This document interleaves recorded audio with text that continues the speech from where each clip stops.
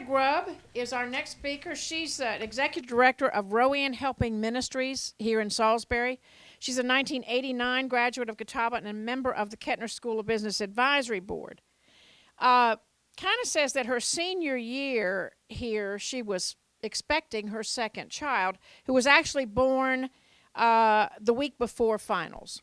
But she remembers that her professor, Mr. Trenchard, okay, gotcha, told her later on that he carried an emergency phone numbers in his pocket the entire semester because he was afraid she was going to have that baby right there in his classroom.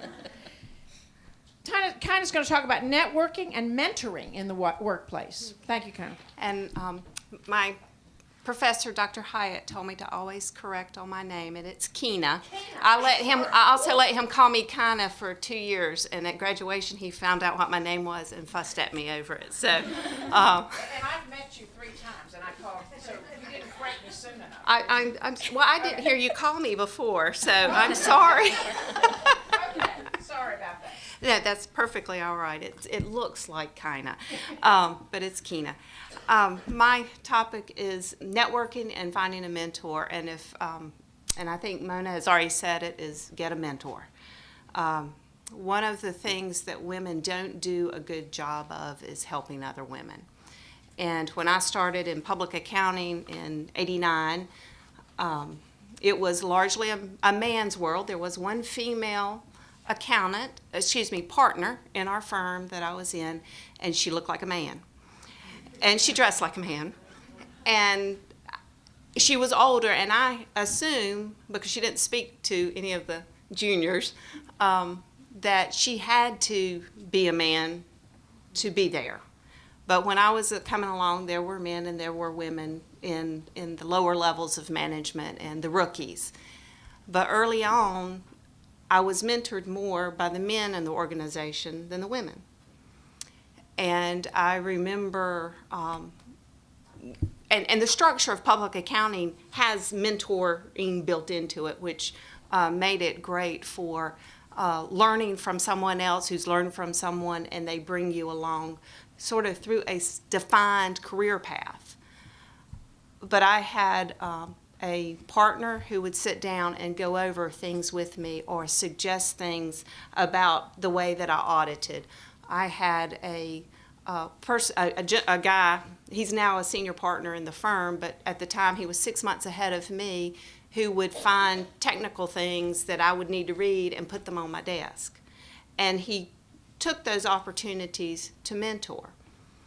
And then I moved on to work for a apparel manufacturer, which was largely made up of women in the lower levels, out on the floor sewing the clothes. The designers were women.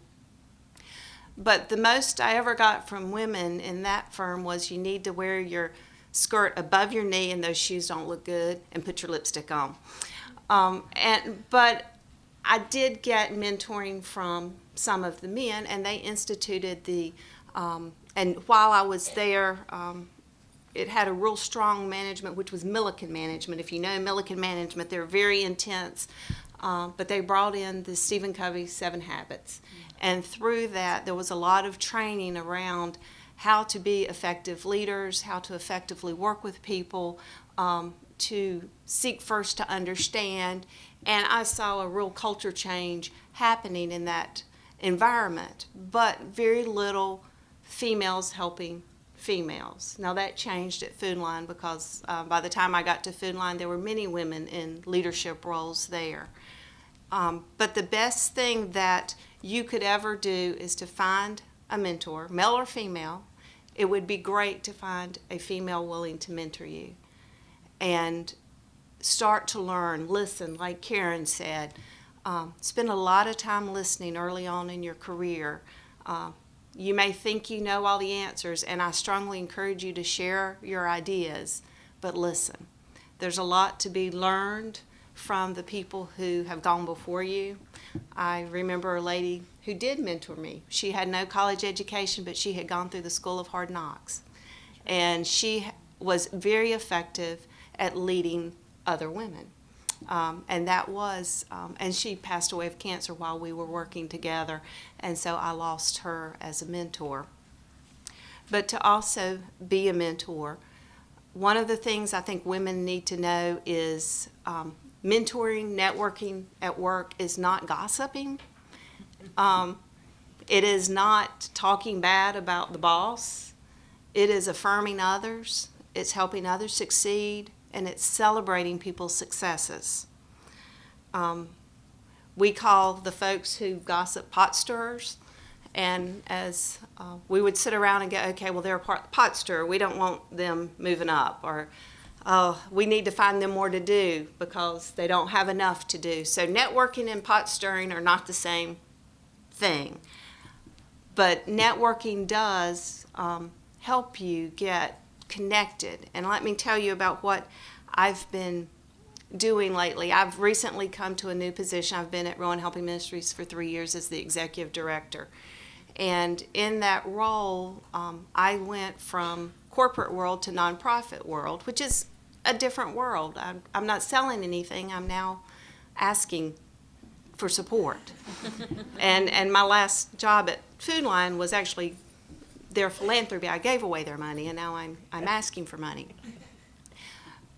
But we've had several agencies in Rowan County who have gotten new executive directors, and the first thing that I do is I call them and say, welcome to the world of being an executive director. Would you want to have coffee? And we connect now. We started off as 2 or 3 of us, and this group of new executive directors has grown so much that we now don't fit around a table for 6. And we have called ourselves neighbor to neighbor, and it was all women. And then we decided we probably should let some men participate, so we've let a few guys in reluctantly. But it is about helping each other succeed. And what we've said is, we're new at this nonprofit stuff, and yeah, we probably are competing for the same dollars, but we're here to serve the community together. And we work together, we answer questions, we network, and we try to bring solutions for our Rowan County community together through our partnerships. And the one thing that I think you need to always remember is that you grow when you help someone else grow. And in any career that you have, start mentoring and training and preparing your replacement. I've always done that through my career, and there's nothing better than to get a note. And I know teachers get these a lot, but a note saying thank you for what you did to help me. You made a difference in my life. And I think that's the legacy that I would like to leave, is that someone felt like that I made a difference or helped them find their path because I was there to be an ear. And that you, and Karen, you said something, I made a note about confident women, and confident women help other women.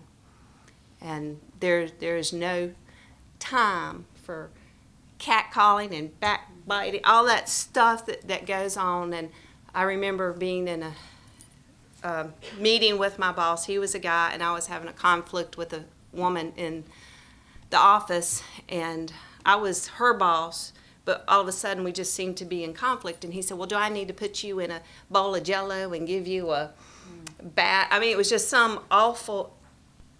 Well, what it turned out was she had started embezzling from the company, and as the controller, she was now uncomfortable being around me.